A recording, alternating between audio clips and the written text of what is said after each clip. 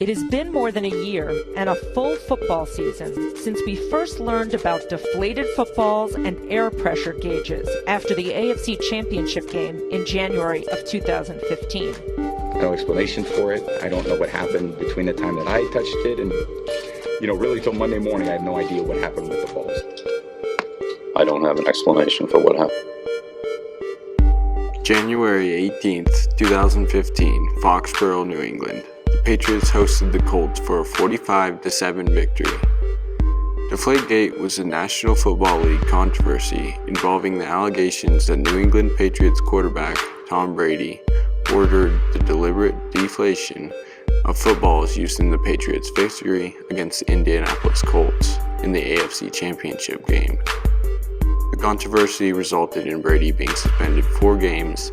The team was fined $1 million and forfeited 2 NFL draft picks in the 2016 NFL Draft.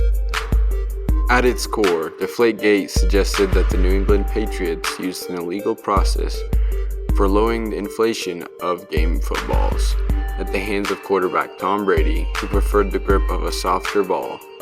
The NFL thought it found proof during a surprise and unprecedented inflation check at halftime of the 2014 AFC Championship game. The NFL then spent upwards of $22 million over the course of 2 years to investigate, litigate, and discipline Brady and the organization.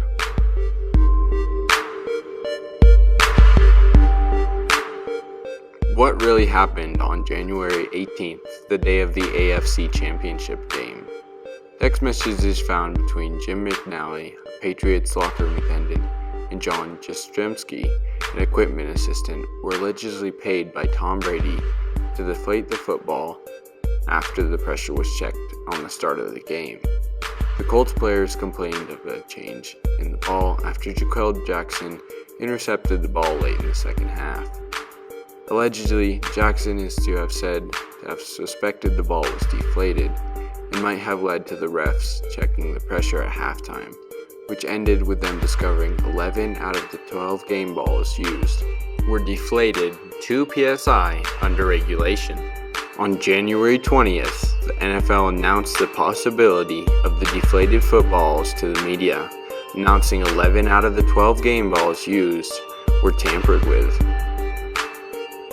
On January 21st, Bill Belichick and Tom Brady, in a press conference, were asked about the deflation of the footballs and denied the intentional use of deflated footballs in the AFC Championship game. When and how did you alter the balls? When and how you supposedly alter the balls?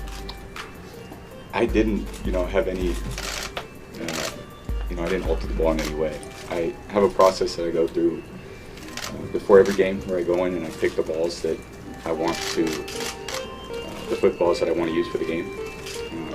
Our equipment guys do a great job of breaking the balls in. They have the process that they go through. When I pick those balls out, at that point, to me they're perfect. I don't want anyone touching the balls after that. I don't want anyone rubbing them, putting any air in them, taking any air out. We never use the condition of the footballs as an excuse. We play with whatever or kick with whatever we have to use, and that's the way it is. That has never been a priority for me, and I want the players to deal with a harder situation in practice than they'll ever have to deal with in the game.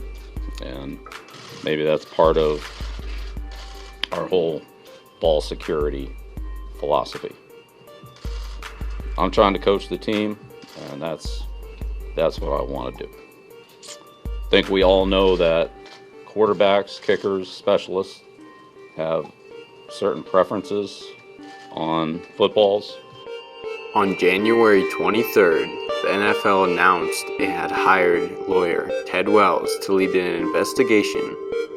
In response, Patriots owner Robert Kraft denied any wrongdoing by his team and requested a complete apology if the Patriots are cleared. On May 6, the NFL's 243-page Ted Wells report cited internal and private messages, concluding that it was more probable than not. Patriots personnel intentionally deflated the balls, and that Tom Brady was at least generally aware. The reports faults Jim McNally, a Patriots locker room attendant, and John Jastrzemski, an equipment assistant, for an apparent effort to let out air of the balls before the AFC Championship game. The Patriots suspended Jastrzemski and McNally indefinitely. On May 11th, the NFL suspended Brady 4 NFL games without pay after an investigator concluded that he failed to fully cooperate with the probe and gave testimony that was not plausible and contradicted by other evidence. The league also fined the team $1 million and forced it to forfeit 2 NFL draft picks. On July 28th, Goodell upholds Brady's 4-game suspension and accuses Brady of having his phone destroyed just before he met with the investigators.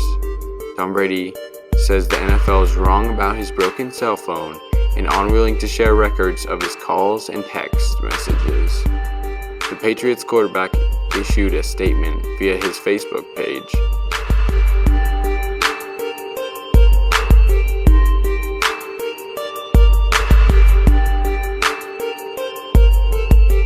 Goodell writes that Tom Brady engaged in conduct detrimental to the integrity of the public confidence in the game of professional football.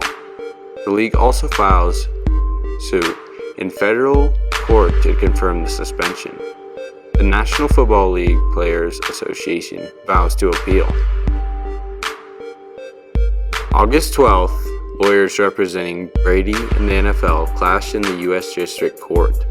Judge Richard Berman says both sides made good arguments and encourages them to agree on a settlement. Lawyers from both sides tell Berman their attempts to settle the case out of court have failed. That leaves it to Berman to decide. On September 3rd, Berman throws out Brady's 4-game suspension. Berman, sitting in Manhattan, announces the decision after the NFL and its players' union failed to reach a settlement. The judge criticized significant legal deficiencies by Goodell, including failing to give Brady notice about the possibility of a suspension. Goodell vows to appeal.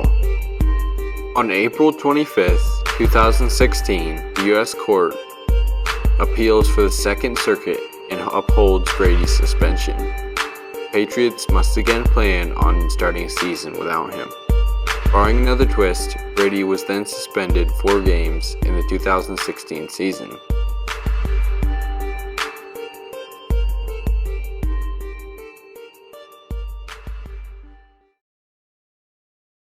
What's up, guys?